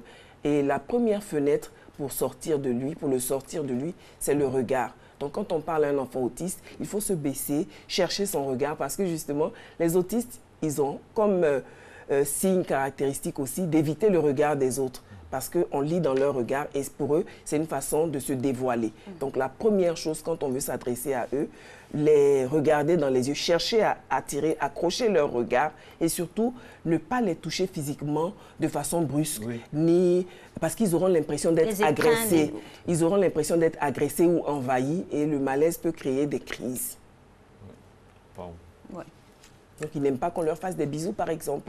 Et il y a des gens qui aiment bien faire les bisous. C'est quel enfant qui n'aime pas bisous, ça? Tiens, je te fais un bisou. Et l'enfant va partir en courant, en pleurant, parce qu'on l'aura agressé. C'est le ressenti qu'il aura. Est-ce que notre système scolaire en Côte d'Ivoire, et si on va mettre un peu les pieds dans le plat, est-ce que notre système scolaire en Côte d'Ivoire est propice à l'épanouissement des surdoués? Je vois dans certaines écoles, dans l'école de ma fille, par exemple, il y a une classe spécialement pour les surdoués. Bon, mais ça, c'est deux thèses s'affrontent. Il y en a qui disent que c'est bon, il y en a qui disent aussi que c'est un peu sectaire. Voilà. Ça a ses bons côtés. Ça a ses bons côtés. Donc, regrouper les enfants qui ont les mêmes aptitudes, ça peut permettre à l'enseignant d'aller plus vite et ça peut leur permettre aussi, et ça peut leur permettre aussi de ne pas se sentir seuls dans leur situation. Voilà. Donc, c'est le bon côté. Le premier à 10 mais en même temps, le deuxième à 9,99. Quand ils vont sortir de la classe, ils vont aller dans une société. On ne pourra pas construire des couloirs dans la société pour qu'ils interagissent. Ils vont aller acheter du pain, ils vont aller à la bibliothèque. Donc, ils vont forcément interagir avec la société. Ils vont jouer aux billes comme tout le monde. Voilà. Donc, si on les enferme entre eux, dès qu'ils vont sortir de leur groupe d'enfants surdoués, ils vont se sentir fragilisés parce qu'ils auront pris ce groupe-là comme appui émotionnel et ils vont se sentir fragilisés. Et c'est comme aussi faire sauter de classe à un enfant parce qu'il est surdoué. Il faut un accompagnement derrière. Bonne question. Il faut un accompagnement derrière. Vous savez, moi, je suis à la chasse aux questions, Alix. Voici une bonne question ici qui dit mon fils est surdoué en mathématiques. Nous habitons Bingerville et sa gestion nous a amené, sa mère et moi, à divorcer, à se séparer parce que c'était trop prenant. Il n'entre pas dans les détails, mais voilà ce qu'il dit. Oui, parce qu'il y a la disponibilité. Il y a eu peut-être un discorde sur l'orientation. Il y a la disponibilité matérielle, la disponibilité affective. Ça intervient énormément dans la gestion d'un enfant surdoué. Donc, si l'enfant a besoin d'un câlin, par exemple, que sa maman le lui donne, et qu'il dit « Ah, je voudrais aussi un câlin du papa », et que le papa est en train de travailler, il est stressé, qu'il repousse l'enfant, la maman peut dire « Regarde, ça va le frustrer ». Ou l'inverse, le papa aussi peut dire à la maman « Regarde, ça va le frustrer », et ça peut occasionner des disputes. Donc, il faudrait que les parents d'enfants surdoués s'asseyent pour parler de ce qui est prioritaire pour leur enfant. Déjà, il faut qu'ils puissent reconnaître l'enfant surdoué et le gérer. C'est tout le thème, ça doit reconnaître l'enfant au quotidien. Si on pense que son enfant a des aptitudes supérieures aux enfants de son âge, allez voir un spécialiste pour dire « Mon enfant, il apprend vite, il comprend vite, il est impatient, il est hyper fragile. Je pense qu'il pourrait être à part. Est-ce que vous voulez bien voir ?» Et le psychologue va faire un test ou plusieurs pour voir si vraiment vous êtes sur la bonne voie. Si l'enfant n'est pas surdoué et qu'il est juste éveillé, comme on l'a dit dans l'élément, être éveillé, ça ne veut pas dire être surdoué. Et tous les enfants surdoués ne sont pas forcément hyperactifs. Ils peuvent être surdoués et très calmes, trop calmes même pour leur âge, parce que autour d'eux, ils ont des questions qui ne sont pas de leur âge et des personnes en face qui ne les comprennent pas forcément. Donc quand ils se sentent incompris, ils ont tendance à se recroqueviller sur eux-mêmes et ça donne des enfants solitaires. Docteur, revenons toujours au système éducatif. Quand on a ce préalable là, du diagnostic avec un psychologue, du fait que son enfant soit surdoué, quelle est la démarche au sein du système éducatif? Au sein du système éducatif, vous allez voir des enseignants. Les enseignants, ils aiment bien que leurs élèves aient de bons résultats. Donc vous allez voir des enseignants qui vont les prendre en affection et qui vont se focaliser sur eux. Parce qu'ils vont avoir l'impression, ils vont avoir l'impression que cet élève-là, au moins, il me comprend. Ça veut dire que je suis un bon enseignant. C'est la preuve. Mais pour être dans le même couloir de questions qu'Alix, mon enfant est surdoué. Il a été affecté dans un lycée. Ils sont 112 dans la classe. C'est pas gaspiller son côté surdoué, ça. Non, franchement. Ah non. Oui, il faut prendre sur soi de l'emmener dans un autre système. Est-ce que notre société est préparée à ça? Si les parents n'ont pas les moyens. Il va poser des questions. Le professeur va dire mon cours, je suis en retard, fais vite. Donc si les parents n'ont pas les moyens, qu'est-ce que vous préconisez? L'enfant va rester dans la classe de 112 personnes, mais en face, il faudrait qu'il ait un retour. Donc si, par exemple, à ses devoirs, il a de bonnes notes, l'enseignant va forcément le remarquer. Mais on dit qu'il est émotif et l'environnement peut le perturber. Oui. Ça peut tuer son côté surdoué. Il peut se recroqueviller. Tout à fait. Mais c'est là où intervient la prise en charge. Mon enfant a de mauvaises notes alors qu'à la maison, il apprend bien, il a mémorisé ses leçons, il réagit bien, mais à l'école, il réagit mal. Les parents vont soupçonner, par exemple, de la maltraitance pour les plus jeunes.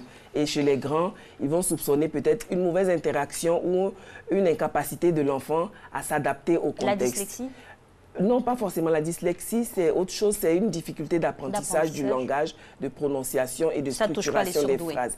Oh, c'est autre chose dans l'apprentissage. Donc, l'enfant, quand il va avoir de mauvaises notes ou avoir des attitudes de renfermement, le parent doit s'intéresser à son enfant et dire, surdoué ou pas, quand vous voyez que votre enfant ne file pas droit, il faut vous intéresser à l'enfant, quel que soit son âge. Donc, s'il fait des choses qui ne sont pas de son âge, lui poser des questions, l'accompagner. Et quand ça dépasse vos compétences parentales, il faut aller voir des spécialistes pour vous aider. Il ne faut pas hésiter. Malheureusement, ici, on pense que la psychologie ou la psychiatrie, c'est pour les gens fous ou malades. Schizophrénie, Voilà, alors que ce n'est pas le cas.